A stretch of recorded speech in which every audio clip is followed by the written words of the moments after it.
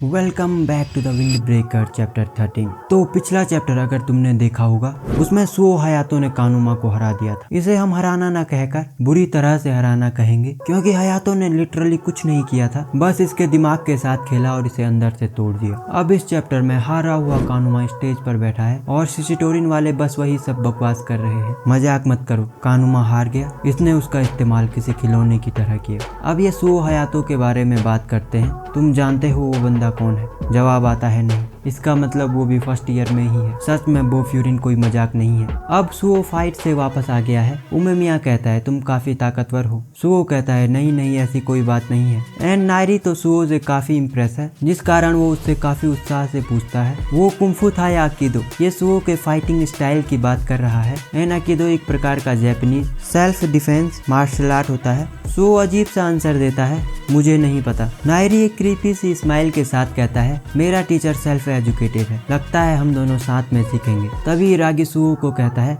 लगता है तुम फाइट के दौरान काफी इमोशनल हो गए थे। सुओ इसका जवाब हंसकर देता है मैं आमतौर पर इमोशनल नहीं होता, पर आज साकुरा ने मुझे ज्यादा ही उत्साहित कर दिया था। साकुरा इसे टोकते हुए कहता है दूसरों पर इल्जाम मत डालो, पर अगर हमारी लड़ाई हुई तो मुझे सीरियसली लेना। एंड नायरी कहता है इसके मन में फिर से वही लड़ाई चल रही है, और इस बार नायरी की टोन थोड़ी चिड़चिड़ी सी थी। अब सुओ साकुरा की बात का जवाब देता है तुम फिर से अनोइंग बातें कर रहे हो, इसलिए मैं फाइट नहीं करूंगा। साकुरा फिर से इसकी बातों से भड़क जाता है और कहता है अनोइंग से क्या मतलब है तुम्हारा? एंड उमेमिया कहता है तो ये कुछ इन्फ्लुएंस रखता है, बाहर से आने वाली उत्तेजना जरूरी होती है, लगता है ये अच्छी टीम बनेंगे। अब सीन कानुमा और अरीमा पर आता है। कानुमा अरीमा को घसीटते हुए कोने पर ले जा रहा था। अरीमा कानुमा को कहता है तुम भी हार गए।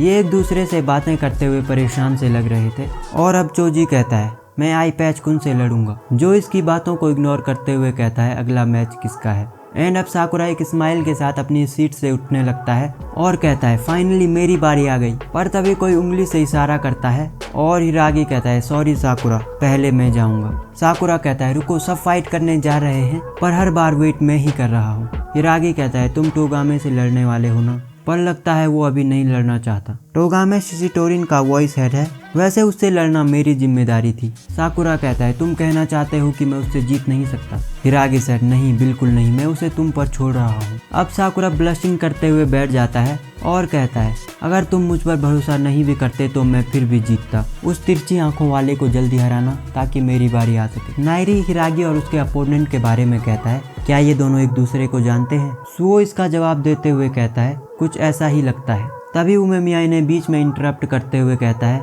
हिरागी अपने बारे में कुछ नहीं बताता, परफ्यूरिन के बाहर किसी को जानना अजीब तो नहीं है ना। अब हमें हिरागी का अपोनेंट दिखाया जाता है और ट्रांसलेटर कह रहा है नॉट इवन गोना लाई, मुझे लगा था ये लड़की है। हिरागी के अपोनेंट का नाम साको है और साको स्टेज पर जाने लगता है तो चोजी उससे कहता है साको उसे अच्छे से धोना, और जो कहता है मुझे नहीं लगा था तुम 1-on-1 बैटल के लिए रिक्वेस्ट करोगे, कुछ हुआ है क्या तुम दोनों के बीच? साको बिना जवाब दिए चला जाता है और जो कहता है कुछ पता नहीं ये क्या सोच रहा है, पर साको और फ्यूरिन के 4 हेवनली जनरल में से एक के बीच फाइट देखने में मजा आएगा।